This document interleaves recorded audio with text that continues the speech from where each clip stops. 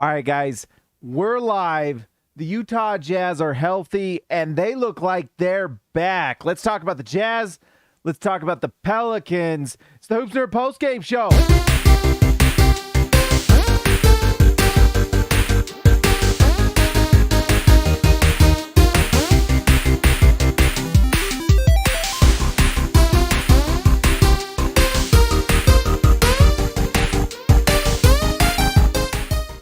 All right, guys. So we have just seen what the Jazz look like again.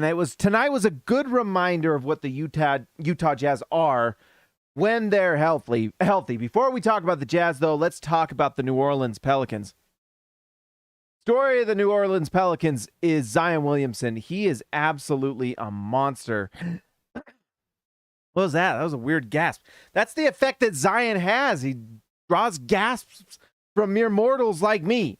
Anyways, he's absolutely fantastic. Let me pull this down. We'll just look at, let's just pull this down and talk about Zion. So Zion was absolutely incredible tonight. In just 25 minutes, he scores 26 points. He is absolutely one of the most dominant offensive players in the league. Absolutely. You know, and 2 years ago, he wasn't even playing. He gets in great shape, and he's looking just like his dominant self. That dunk he had over Walker Kessler was like, oh my goodness. No one else on this planet does that. I mean, he just rose on 2 feet over top the literal best shot blocker per minute in the NBA and dunked on him like it was nothing. Zion is unbelievable, and he's showing why he was the number 1 pick. His athleticism is just out of this world, and when you combine it with his size, it's just crazy town. Also, he's a likable guy. I like Zion. He's fun to root for. He's fun to watch. He's just incredible. And just his ability to score inside when everyone knows what he's going to do, it's pretty incredible. So anyways, in just 25 minutes, he scores 26 points, shoots 10 for 16 from the field, 62%. And what's crazy about Zion is everyone knows exactly what he's going to do. Every single time he touches the ball, that's what he's going to do. He gets 10 free throws, 9 rebounds, 5 assists. He's just going to be a superstar as long as he can just stay healthy because he is unreal. There's just not enough you can say about Zion Williamson. I think that the Pelicans were pretty tired. They've been on a road trip, and I think this game and this loss could be chalked up to that a little bit, but you definitely have to give credit to Utah, whose offense is looking gangbusters again. Just absolutely incredible. But there are some things, if you're the Pelicans, to be happy about. CJ McCollum had not a great night shooting the ball, and I think if he shoots it a little better, this game's a little different. Jonas was 15 points. He was a +5 in this one. 6 rebounds. He's just a solid NBA big. One thing I'm excited for Pelicans fans is Trey Murphy is turning into something nice. Although tonight, man, it was not there. But he's turning into a nice player for them. I would not judge him based off of this. But, man, you could argue this is one of his worst nights of his career. 0 points. He shot the ball 7 times. Didn't hit one of them. Unbelievable. So, you know, don't judge Trey Murphy by tonight, but he's been having a nice year. In fact, I kind of just out of curiosity, where is he at? 12.4 and 4.2. And I believe this is his second season. I can't remember if he's a rookie this year. Yeah, second season. Pretty nice stuff. Look at that. The field goal percentage has gone up. The 3-point percentage has gone up. So when a player does that, that's exciting for a team. So pretty cool that the Pelicans are having Trey Murphy come up. And I believe they traded down for him. And that was getting a lot of, there was getting some criticism there for that. But in the draft, you could tell he was going to be good because he has nice size. Does this say how big he is? 6'8", 6'8". So he has the tools to be such a nice guy. You see what Saddiq Bey is doing in Detroit, and now all of a sudden Trey Murphy is kind of turning into that guy. So happy for Pelicans fans, happy for Trey Murphy to turn into this. It's fun when the guy you thought was going to be good turns out to be good. I really was excited about that pick. I thought, man, if the Jazz could trade up for Trey Murphy, I would have wanted him. Obviously not like tonight. Not much else to say, but this Pelicans team is just filled with a lot of depth and a lot of just good players. You guys all know how much I love Larry Nance. I spent all of last season begging for Larry Nance, and he's just a solid player. Tonight, obviously did not have that great of a night, but he's the type of guy that just helps teams win. He can play center, he can play forward, he shoots the 3. Tonight, he did not have a good night, but I think this Pelicans team was tired. I think the big test for them is going to be in 2 nights when they play again. I believe it's here in Salt Lake. So we'll see how that goes and if they can get rested and what that looks like. But, I think I'd chalk this a little bit up to a tired Pelicans team, a rested Jazz team, and a Jazz team that finally had their full team. So, all right, let's talk about the Jazz. But before we do, can we talk about PrizePicks? Let's talk about PrizePicks. PrizePicks, right? If you go to PrizePicks.com, let's use our right hand. Correct one. Go use promo code HoopsNerd and sign up, guys. I was like so bummed. I forgot to do my PrizePicks tonight. It's legitimately one of my more favorite things to do. I get a kick out of it. If you want to do it like I do, whatever you put down, PrizePicks will match up to $100. So let's say you guys put in $10. They will match an additional 10, and then you put in $20. And then what I do is whatever my total is, I just do 25% of that. So if I had $20, what's 25% of that? $5? I would just do $5. And then you pick the over-unders on 2 players. If you get it, it's times 3. So $20 could become $15. And then that's what I do. And then you can go from there. 25% of 35. Does it go up? Does it go down? That way you're never quite losing and you're always eventually going up. You kind of get better as you go. Anyways, guys, go to prizepicks.com. You can also sign up. It's on the app on your phone. It works great. It's fun. It adds another element to the game. It's fun. So anyways, go use promo code HoopsNerd. It supports the channel and me, and I would appreciate it. All right, let's talk about the Utah Jazz. This Jazz team is really good. And they reminded us tonight. Lauri Markkanen's been out with illness for like 2 weeks, it feels like. I wonder if he was just in COVID protocols or if he was just sick. But he comes back, and he just showed why he's such a big part of this Jazz team. He shoots 50% from the field, 16 shots. He goes 2 for 7 from 3, but you know what? He was a plus 23. And that is, plus minus can be deceiving at times, but this tonight is a big story because when he's on the floor, the Jazz have a go-to guy, and everyone else just does better. Everyone's better when Lauri Markkanen's on the floor. It's amazing what happens when you have a go-to all-star guy, because then the defense has to focus on him. Their best defender has to go at him. And then what that does is that allows other guys to take advantage. So Zion Williamson, as good as he is offensively, he's not a very good defensive player. And so someone like Jared Vanderbilt has a night like he does tonight where it's 18 points, 14 rebounds, 6 assists. And he was super aggressive, driving to the rim, passing to his teammates, offensive rebounds. He was phenomenal. But I just think that this does not quite happen if Lauri Markkanen's not on the floor, because what that does is keeps everyone honest. Everyone has to know where Lauri Markkanen is. Otherwise, he's going to score. And what makes me really happy is he has just gotten more and more aggressive as the season goes on. He just is not he had a hot start, and we all saw some of the games Markkanen had, and he was playing really well, but he would have these games where he'd go like 13 points or 12 points. I especially remember the Clippers game, the first Clippers game. And was it Marcus Morris? I can't remember if it's Marcus. But the Morris, he's tough, and he just kind of took Markkanen out of that game. And after that game, Markkanen has been tougher. He's not letting guys take him out. And I saw a few times tonight when he went at, what's his name? Herb Jones. And Herb Jones is a good defender, but he could not guard Markkanen. It was freaking awesome. It was absolutely fun to watch. He is getting tougher. His game has already developed under this Jazz team, but he's improving. He's getting better, and part of that is just his toughness. He is not backing down from guys. He plays hard. He went at Herb Jones multiple times and said, "I'm bigger than you. I'm taller than you. I'm more skilled than you, and I'm going to score." And that is what he did. That is what you want. By the way, can I brag about myself? No, never mind. I'll talk about it at the end. First win as a head coach right here, baby. But anyways, it's just nice to see. As a head coach, someone who is a head coach, I have one game. It's nice to see when your players play with toughness like that, okay? Kelly Olynyk played 16 minutes tonight. Some of that's foul trouble, I think. Personal fouls 4. And some of that is that, what's his name? What's our coach's name? Will Hardy adjusts. And he says, you know what? This ain't working. We're going to do something else. Olynyk plays 16 minutes, but in those 16 minutes, look at this. 6 points, 3 assists, 5 rebounds. That's fantastic. If you double this, that's like triple-double flirtation. 12 points, 10 rebounds, 6 assists, right? It's amazing. What a nice luxury for Will Hardy to have Kelly Olynyk, who honestly is a plug-and-play player. He can play with Jared Vanderbilt. He can play with Walker Kessler. And it doesn't matter. Or you can just keep him on the floor and have multiple stretch bigs. Like have Kelly Olynyk play center, have Markkanen at the 4, and then just have shooters. And then the Jazz offense goes absolutely bonkers. This Jazz offense is unbelievable. Let's open this up real quick.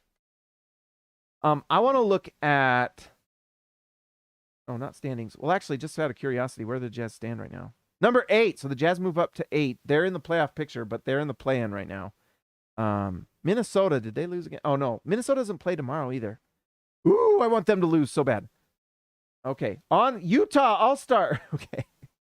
Let's look at, I want to look at team stats here.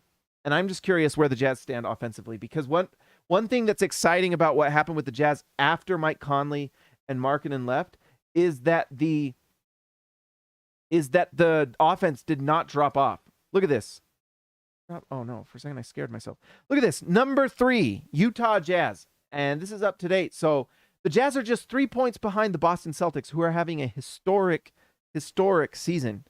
This Jazz offense, guys, is so good. Will Hardy has turned this Jazz into just an absolute offensive, just a dominant offensive team. And it's interesting. Look at this. The Beam team, Sacramento, is tapering off. This Jazz team lost Mike Conley for what, 2-3 weeks? They lost Markkanen for at least a week or 2.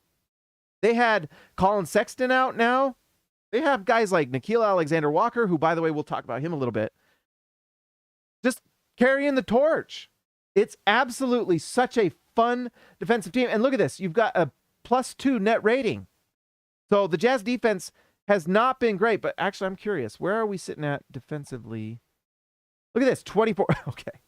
It's interesting. We've watched, and if you're a Hoops Nerd channel watcher, you have watched this. We've watched this a lot, and this Jazz offense has consistently been top 5. The defense has been worse than this. They've been like bottom 5, but at least it's better. We're what? Bottom 1, 2, 3, 4, 5, 6, 7. Bottom 7. That's an improvement, right? Can they get to top 20?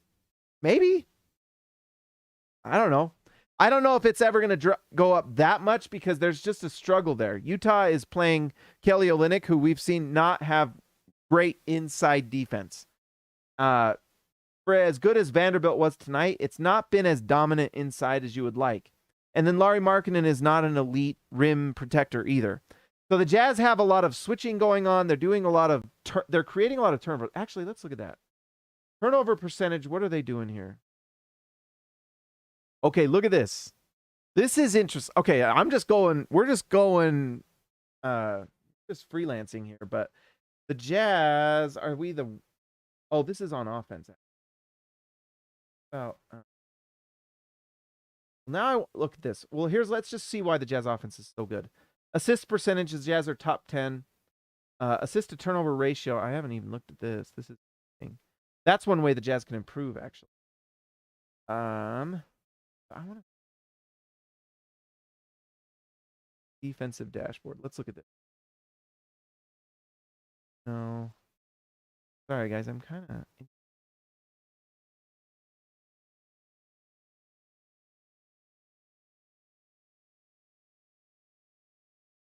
Okay. Defensive impact. Okay, so steals. Not surprisingly, Toronto is number 1 in steals, which they are every year. Utah, let's see. Utah's getting 7.3 per game. Does that match up with what we saw?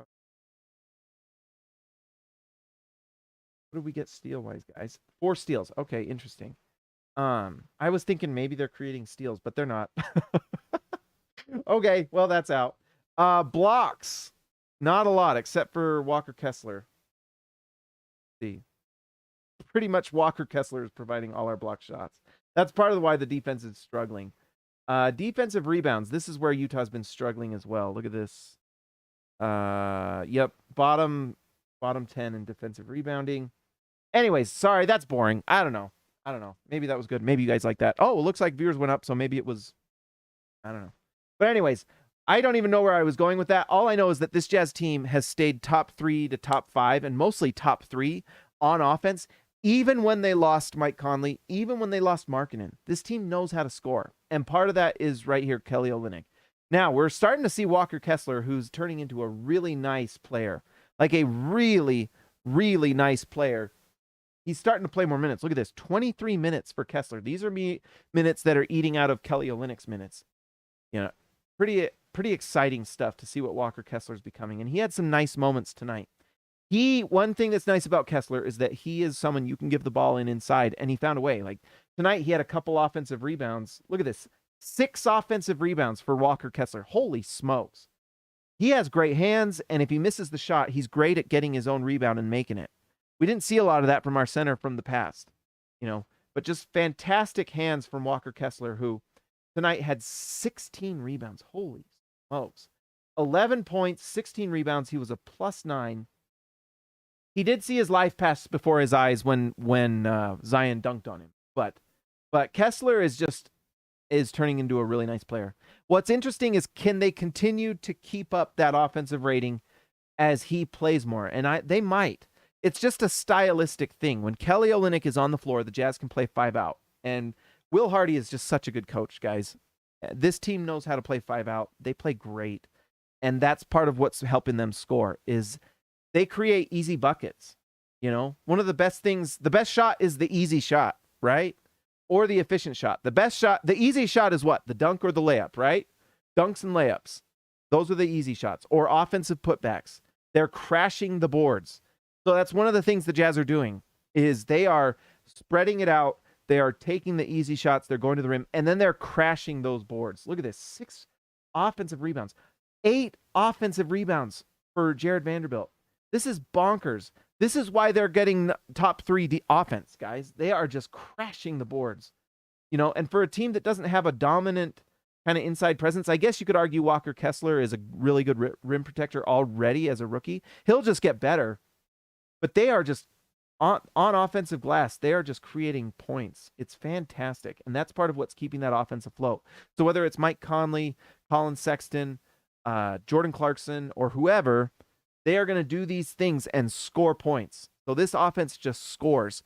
What they need to do is find more players that can defend. But this Jazz team is filled with multi-tool players. You can't play for this Jazz team going forward if you don't have multiple tools. Gone are the days of like 2-tool players. You've got to be able to you've got to at least do 3 or 4 things on offense. You've got to be able to either handle the ball, shoot, drive, create your own shot, rebound. You've got to do multiple things. Last season, the Jazz had a nice offensive rating, and it's a credit to Quinn that they had such a nice offensive rating. But Rudy Gobert was the main focal point of their offense, and he can't score on his own. He just can't. Go watch the Wolves. He can't. But now you've got a player inside that they have to respect, and he can score every single one. So nothing's easy for them defensively, and there's no weak points for this Jazz team. Jared Vanderbilt cannot. Even Jared Vanderbilt's shown he can hit a corner 3, but Jared Vanderbilt can do multiple things. He can drive. He can offensive rebound. He can pass. He had 6 assists tonight. So this team is filled with multi-tool players. There is not a single weak link on the offensive end, and then they're crashing the boards. So defending this Jazz team is exhausting. It's got to be exhausting. And it's fun to watch. And they never quit. And that's the other element of this that's so fun with this Jazz team. They never stop. They never quit. They come and they come and they come, and they don't stop. And if you let up for even a minute, they will go on a massive run. Or let's say you're one of these teams that has like 2 superstars, but then you've got like a weak bench. Well, this Jazz bench is amazing. Malik Beasley is playing 30 minutes, and this guy can light it up. Tonight, Malik Beasley goes 8 for 19, 42% from the field, but he shoots 12 threes at 41%. That's incredible. That right there is incredible. If you're shooting at 41% from 3, you want to put it up as much as you can. And this is amazing. I mean, Malik Beasley, how fun is that? To just be able to snipe I mean, what's the most fun thing in Call of Duty? It's camping in the corner and sniping fools, right? Well, that was what Malik Beasley was doing. He was camping the three and shooting threes and knocking out fools. Tonight, 21 points plus 15 and 4 assists. It's just, this offense is incredible. 31 team assists. It's unbelievable. We should not be surprised. The Jazz are the number 3 offense in the league. It's unbelievable. If this Jazz team stays healthy, they're a playoff team. Straight up. There's just no, we just might as well start hoping the Wolves keep losing because this team's too good when they're fully healthy. Unless they start resting Markkanen more or, Mike Conley. But even then, this Jazz team still scores points. And I think Markkanen's presence actually really helped with the defensive end tonight. I think the defense really showed up. Like we said, this Pelicans team was tired, but this Jazz team earned this win. We already talked about Jared Vanderbilt and how awesome he was, but can we talk about Nickeil Alexander-Walker? This is now 4 games in a row we've seen Alexander-Walker putting up incredible numbers. I wrote about it in SLC Dunk. You can go read the recap, but he is coming into tonight. The last 3 games, 2 of them were starts. He was averaging 16 points, 4 assists, and 4 rebounds or something like that. And 1.5 steals, by the way. He's turning into a really nice player. And did anyone at any point tonight miss Colin Sexton? Holy smokes. Interesting thing coming up on the 15th. Guess who can be traded on the 15th, which is 2 days from now? Colin Sexton's eligible to be traded. Why? Because the rule, that's why December 15th is an interesting date. Everyone, make sure you got your notifications on for Woj, because there might be Woj bombs on the 15th. Why? Because players that were signed for this season can be traded on that date. That's the day they can start being traded. It's kind of when trade deadline season starts, from December 15th till trade deadline, which I can't remember when it is. I'm not too worried about looking it up. We can look it up later, unless someone wants to look it up and put it in the chat. But basically from the 15th up till trade deadline is trade season. So that's when you might see something. And if Nickeil Alexander-Walker keeps playing like this, is there a team out there that might be interested in Colin Sexton? Maybe the Lakers might be interested in Colin Sexton, and maybe you can get a pick from them. If you can get Westbrook and then you just waive Westbrook and you get a pick, and then you just let Nickeil Alexander-Walker play. If this Jazz team is really good and Alexander-Walker plays like this, why not consolidate? Either get more picks or find another guy. This Jazz team needs better defense. So can Colin Sexton can you go out there and get another distressed asset? Or maybe you trade Colin Sexton and you let Agbaji play. Abaji's played and had some nice little moments. And I tell you what, I was near the court the other night when the Jazz played the Wolves. Abaji's big. He's big. That's one of these tests one of the things I like to look at when I look at players, especially when I'm in person, but when you're on TV too, you can kind of see. Do they look big? Are they bigger than you thought or smaller than you thought? One of the biggest misses I ever had was Okoro. I thought Okoro was going to be bigger than he looks small. And I think that's part of why he's struggled. Ochai Agbaji looks like, what is he listed as? He's 6'5". Honestly, he is every bit of 6'5". He is big, and he is and so I wouldn't mind seeing Agbaji get a few more minutes, just as a defender. He's big. But the only reason you can do that is if you believe Nickeil Alexander-Walker can continue to do this. He's done it for 4 games now, and I know that's a small sample size. What if Nickeil Alexander-Walker continues to do this? Holy smokes. Then you've got to start thinking about making some moves, whether to consolidate and just make sure that, Alexander-Walker gets to play, or, just I don't know. It's just something, it makes a lot of sense. And I just want to see him play more. The thing about Nickeil Alexander-Walker is that the Jazz member traded Joe Ingles last season after he had the ACL tear. And Nickeil Alexander-Walker, who I believe was a lottery pick or somewhere close to that. Let's see. Let's look it up. I believe in the draft, he went pick 17. So he was just 2 picks out of the lottery. So this guy's a number 17 pick. That is not that's not a late pick. That's a solid first round pick. And he had good size. And I remember his rookie season with the Pelicans, there was some people really excited about him. And then things kind of tapered off, and then the Jazz picked him up. And now And they did it based off of hoping that he could develop into what people thought he might become. Well, it's kind of starting to look like he might be doing that a little bit. I mean, if he can average, 12, 4, and 4 for the Jazz off the bench, that's fantastic. It's fantastic. So that's pretty exciting. And people were not super happy about that trade last year. Well, guess what? For an injured Joe Ingles with an ACL tear, who, by the way, I am going to be shocked if he's anything for the Bucks. I hear people like Bill Simmons talk about Joe Ingles coming back, and I'm like, Joe Ingles was chubby before the ACL tear. Couldn't guard anyone before the ACL tear. My guess is Joe Ingles is done. Like, done. Done. I will be shocked. I mean, he's going to be a corner three-point shooter that can't guard anybody. That's what he's going to be. And what the Jazz did is they turned that into an athletic player who can assist the ball. He can rebound. He has nice size. He's athletic. He steals the ball. I mean, he's averaging how many assists per game? Let's see. Right now, he's averaging steals per game. Well, I guess it's not quite as... Well, that didn't turn out as well as I thought. But in his last 4 games, if you go to Basketball Reference, he's averaging 1.5 steals per game.